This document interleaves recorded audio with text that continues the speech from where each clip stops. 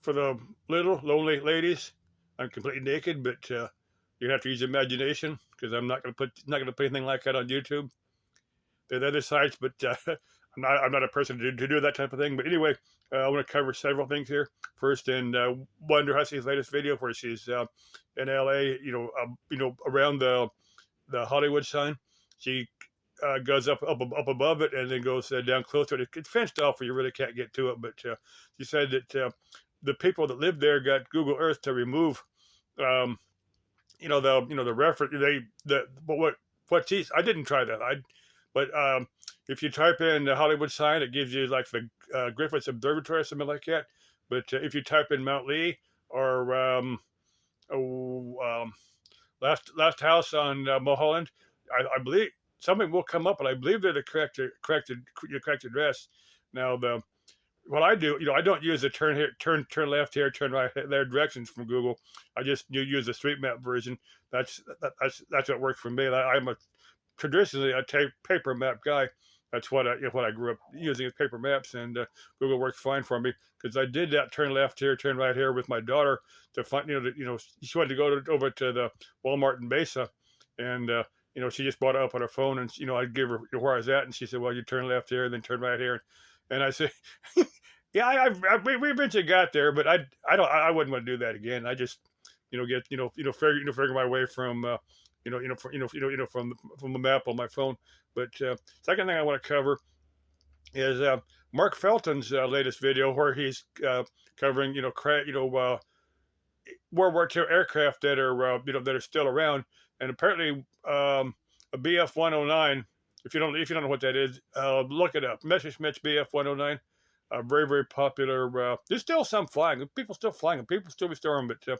But well, the apparently a guy had crashed. I guess he had got shot down, um, and he landed on a frozen. He did a belly up, wheels up landing on frozen Russian lake, and he got out of the plane and ran to shore quick enough before the plane crashed through the ice and sit in the bottom of that lake for about 60 some years. And then a British guy went over and recovered it, and it apparently he's currently in a museum in California. He gave the name, but it's Mark Felton. That's his YouTube channel. But he does a real good job of like most of his stuff is World War II history. But he said, well, there's some debate whether to leave it as a museum piece as it is, bullet holes and all, or to restore it to flying condition. That's kind of a toss up, but for me, I'd say leave it as it is because it shows it's World War II history. And also, if you get it flying, there's a risk of an accident. It might crash, or something might break that somebody just didn't think of.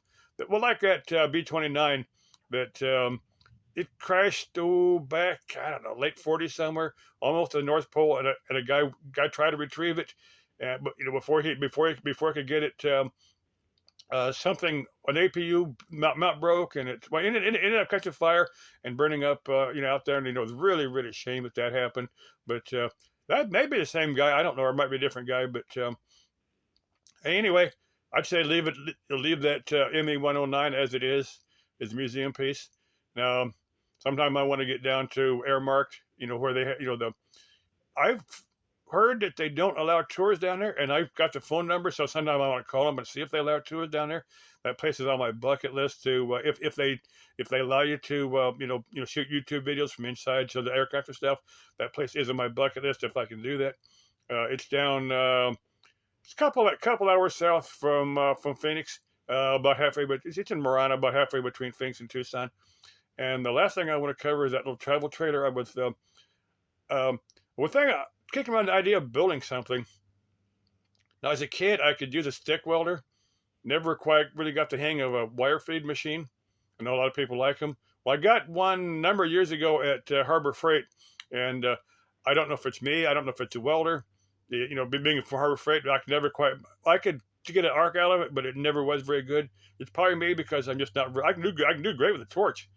But I'm just not really good with the welder. But I don't use a welder much. But what I might do is just practice with some scrap steel. Well, if I got to dig a thing out and see what type of shape it's in, and but it'd probably be cheaper just to find an old beat up one and just kind of remove everything just for have just a basic Just a basic trailer, just kind of hollow inside, and I can just put a bed in there and put all my crap and stuff in there.